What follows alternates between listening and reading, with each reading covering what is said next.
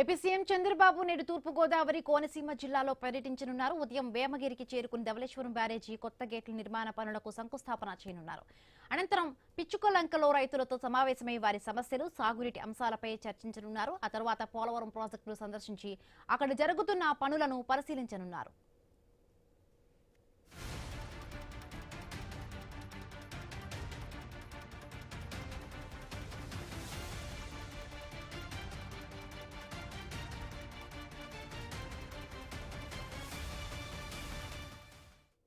పోలవరంలో ముందుగా aerial survey నిర్వహించి ప్రాజెక్టు మొత్తం పురోగతిని పరిశీలించనున్నారు సీఎం చంద్రబాబు. అనంతరం క్షేత్రస్థాయిలో పర్యటించి నిర్మాణ పనులను పరీక్షించనున్నారు. ప్రాజెక్టు నిర్మాణంలో కీలకమైన ఎర్త్కమ్ రాక్ఫిల్ డ్యాం గ్యాప్ 1, గ్యాప్ 2 పనులతో పాటు పవర్ ప్రాజెక్టు నిర్మాణ పురోగతిని ప్రత్యక్షంగా పరిశీలించనున్నారు. అలాగే స్పిల్వే, ఎర్త్కమ్ రాక్ఫిల్ డ్యాం సుందరీకరణకు సంబంధించిన డిజైన్లను కూడా సీఎం ఖరారు చేయనున్నారు. పోలవరాన్ని కేవలం సాగునీటి ప్రాజెక్టుగా కాకుండా పర్యాటక కేంద్రంగా అభివృద్ధి చేసే దిశగా కీలక నిర్ణయం తీసుకోనున్నారు. ఈ సందర్భంగా పోలవరం టూరిజం హబ్ ను అధికారికంగా ప్రకటించే అవకాశం ఉంది.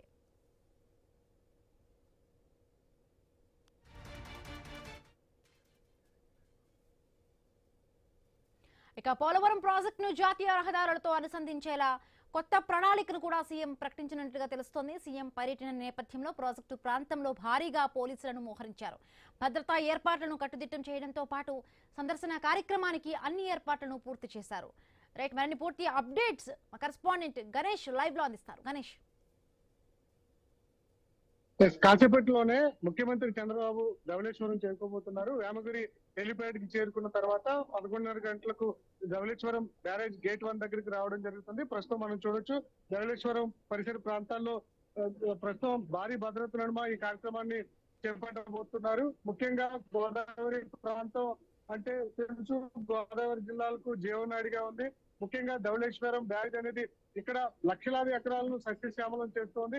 అదే దాదాపు ఇప్పటికే 50 ఏళ్లకు పైగా ఈ గేట్ల నిర్మాణం జరిగి కొంత గేట్లన్నీ కూడా అంటే తుది దశకు చేరుకోవడంతో వాటిని మార్పేటువంటి ప్రక్రియ జరుగుతుంది. అందువల్ల 175 గేట్లలో దాదాపు 117 గేట్లను మార్చేందుకు రాష్ట్ర ప్రభుత్వం శ్రీకారం చుట్టడం జరిగింది. వాస్తవానికి 2 ఏళ్ల క్రితమే ఈ కార్యక్రమం చేయాలనుకున్నప్పటికీ కూడా కొంత ఆలస్యం జరిగింది. అయినప్పటికీ కూడా ప్రస్తుతం 117 గేట్లను కూడా మార్చేందుకు ప్రభుత్వం 152 కోట్ల పైగానే వెచ్చించడం జరిగింది. మొదటి పేజ్ లో దాదాపు 130 కోట్లతో ఈ గేట్ల మార్పిడి జరుగుతుంది. రెండో పేజ్ లో 22 కోట్లతో ఇక్కడ మార్పిడి చేయడం జరుగుతుంది. ప్రస్తుతం మనం చూడొచ్చు, బ్యారేజ్ గేట్లన్నీ 117 గేట్లను మార్చేందుకు ఇవాళ ముఖ్యమంత్రి చంద్రబాబు మొదటి గేట్ వద్ద ఈ కార్యక్రమాన్ని శ్రీకారం చుడతారు.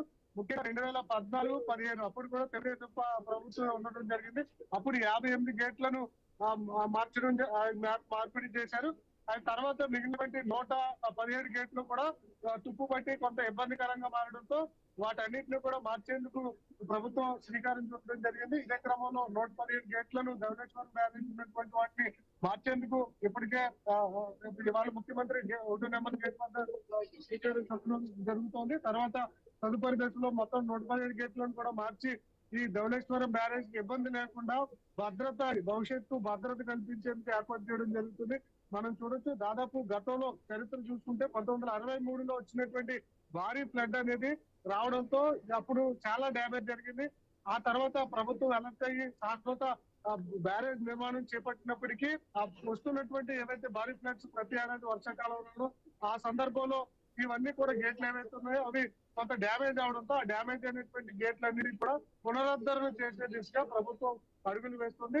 1-2 సంవత్సరాల్లోనే పూర్తిగా 107 మంచి బ్యారేజ్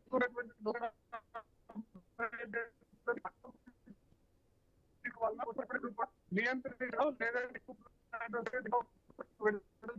ప్రభుత్వం కూడా అప్రమత్తంగా కనిపిస్తుంది. ఈ బ్యారేజ్ నుంచి నిర్మించడం ద్వారా లక్షలాది ఎకరాల ఆయకట్టుకు ఉపయోగపడుతుంది. అదేవిధంగా ఈ ఉభయ జిల్లాల కూడా ఇబ్బంది లేకుండా ఈ bridge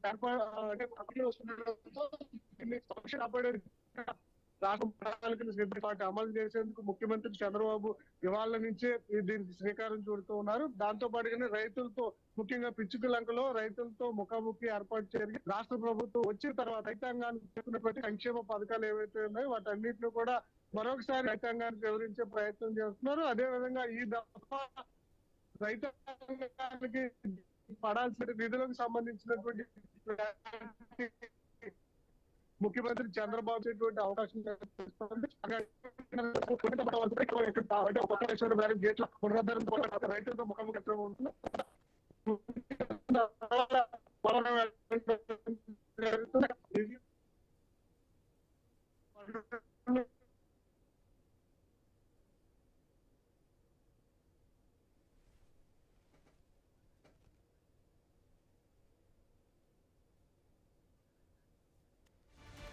right, thank you Ganesh.